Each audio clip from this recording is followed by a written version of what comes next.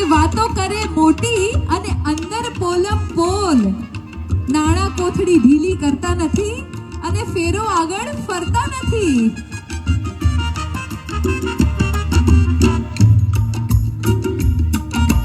Boot પહેર્યા, ચપ્પલ પહેર્યા, બૂટ ચપ્પલની વાત પરથી એક વાત યાદ આવી કે લગ્નની વિધિઓમાં એમણે વિચાર્યું કે મારી મોજડી જો મારા સાળાઓ લઈ જાય તો ચાલને બે જોડ ચપ્પલ લઈને જાઉં.